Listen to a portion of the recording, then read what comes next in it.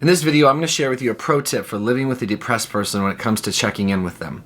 As someone who has survived major clinical depression, suicidality, depersonalization, panic disorder, etc., I've learned a thing or two about sustaining and coping while you try to get better, especially amidst people you love and care about who just want what's best for you but don't really understand what you're going through.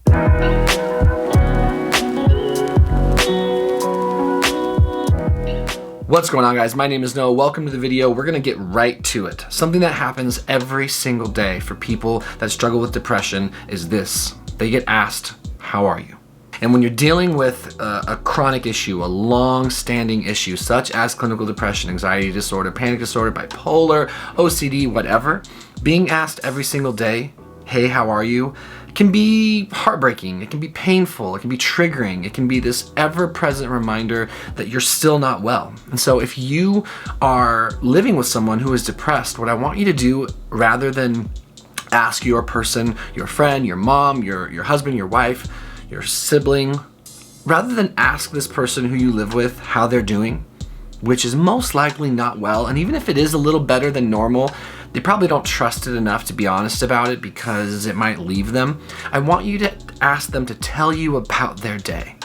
Don't ask them how they are.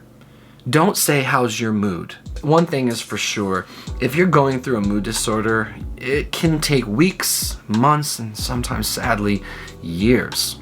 Okay, it's a long time. It's not like having a common cold or a bout with the flu or bronchitis or something. It's got the potential to latch on for a long time, so coping and sustaining and surviving is kind of the name of the game while you control what you can, find leadership and support, and start the process of healing. But mostly we're coping, and we have to learn to cope in healthy ways. And I can tell you firsthand that when I'm constantly asked, how are you doing?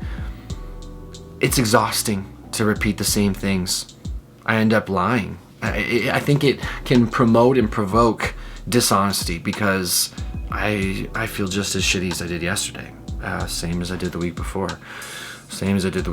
And you know what? Being depressed and being anxious, having mood disorders for long periods of time, it's exhausting for the person who's experiencing them, obviously. It's dangerously exhausting, in fact. But it's also very exhausting for the people who are in their life, especially those that don't have good self-care anyway or don't know how to look after their own needs anyway. You can bleed them out. You can empty their tank fast. So I think there's an instinct in us when we're constantly asked how we're doing to lie, because we know you're tired of hearing that we're depressed. We're tired of telling you we're depressed, and we don't know why still, and we're tired of examining it, blah, blah, blah. So I think what makes more sense is to focus on actions. Tell me about your day simply means what happened today. Not, are you depressed today? Are you anxious today? Was today better? It just, tell me about your day is simple. Anyone can answer that, and there's no reason to lie. And if your person wants to divulge how they're feeling, they will. They really will. But just by asking them about their day, it allows for a more natural conversation that doesn't always have to be centered around the fact that your person may or may not be dealing with a long-term mental illness that they don't want to have to constantly reflect on. Plus, when we are in the grind as people trying to survive mental health problems, focusing on the things we can control, on actionable, tangible steps is all we can do, because controlling what's between our ears is impossible. When your person is better, you'll know. They'll let you know. Once in a blue moon, if you want to do a specific mental health check-in, do what you gotta.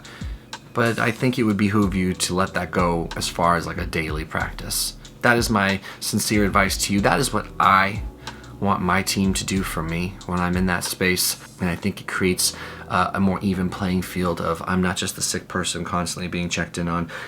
We're just two people doing the best we can today.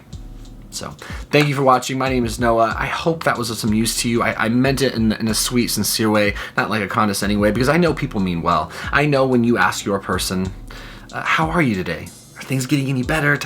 I know you mean well. We all mean well when we do that. I appreciate you. Please share your experiences in the comments below. Do you agree? Do you disagree? Do you have other suggestions that can be useful? Make yourself useful in those comments. That's a powerful place for all of us to communicate, all right? If you're currently depressed, you can perhaps suggest this to your team. I recommend you do that. take ownership over that. And if you are working with someone who's depressed, I suggest you give this a try, okay? And then make adjustments. But we're all here just trying to figure out how to do this whole thing. If you're suffering, stay brave. If you're not suffering, but you have someone that's suffering, stay brave and take really good care of yourself. You're going to need to take extra good care of yourself when someone you love is depressed. I think on a total side note, I think we get this idea that we have to like fix them, and we don't. We just have to be a sturdy presence in their life and be a presence of reason. But that usually takes a lot of self-care. I'm going off on a tangent. Thank you for being here. We'll see you guys in the next video.